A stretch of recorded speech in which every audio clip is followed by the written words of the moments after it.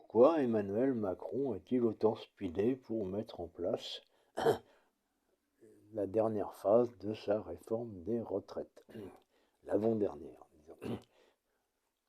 Est-ce qu'il y avait le feu au lac? Bah oui, parce que la notation des agences américaines, ça a commencé. La première, c'était hier, et puis les autres vont suivre dans quelques jours.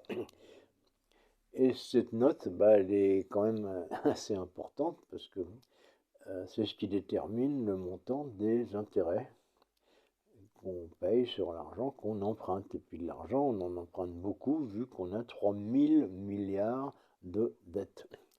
Alors il y a un an, on payait des intérêts de 0,3% ou 0,5% à un moment donné.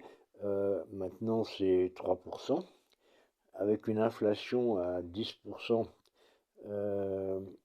on pourrait très bien envisager une hausse de ces intérêts jusqu'à, on va dire, 7%. Et à 7%, ça avale la totalité de l'impôt sur le revenu, donc c'est pas rien.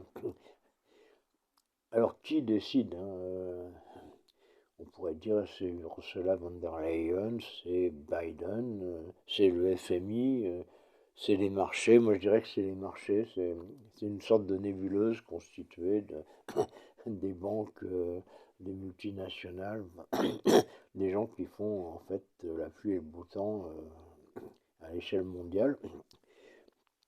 Et ces gens-là, ils ont décidé que la France devait taxer les pauvres et laisser les riches tranquilles.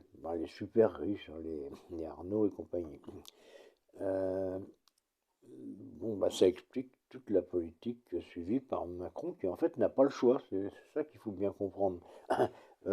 Est-ce qu'il pourrait changer les choses? Parce que c'est terrifiant de savoir que dans 5 ans, on va avoir un déficit de 13 milliards de notre système de retraite. On s'en fout. De toute façon, telle qu'elle est bitée de manière un peu bancale, la loi va même pas économiser ces 13 milliards. Non. Donc ça va pas changer grand-chose, voire rien du tout. Sauf que euh, c'est un acte d'allégeance en fait. On fait un acte d'allégeance au marché, aux multinationales, euh, pour que les banques continuent à nous prêter à perte en fait, parce que faut bien comprendre qu'avec une inflation à 10, quand on prête à 3 ou 4, c'est à perte. Euh, donc les banques, d'une certaine manière, subventionnent nos achats. Quels achats? Pas des trucs à caractère social, des achats d'armement. On a prévu, pendant qu'on économisait peut-être 13 milliards sur les retraites, on a prévu d'en dépenser 423 en dépenses militaires sur à peu près la même période. Donc c'est un budget pour 4 ou 5 ans. Euh, alors pourquoi est-ce qu'on nous laisse dépenser de l'argent pour l'armement?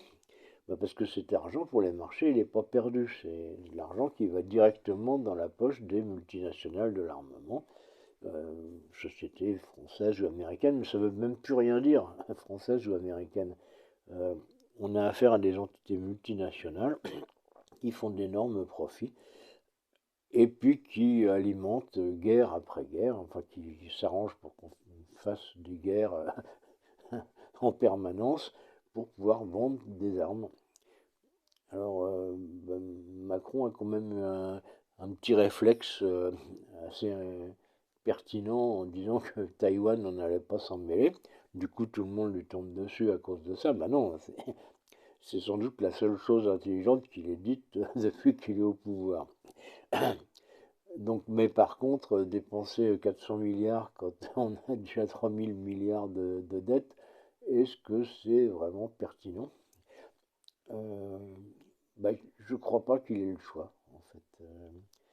C'est pas. On croit que c'est un président, un chef. On dit qu'il est autoritaire, qu'il est une sorte de dictateur. Non, c'est un employé autoritaire, c'est un peu comme le flic à qui Darmanin dit qu'il faut cogner sur les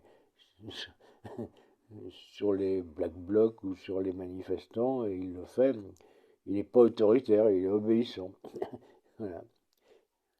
Bah, je tenais à vous expliquer ça parce que sinon vous risquez de rien comprendre. Yo yo.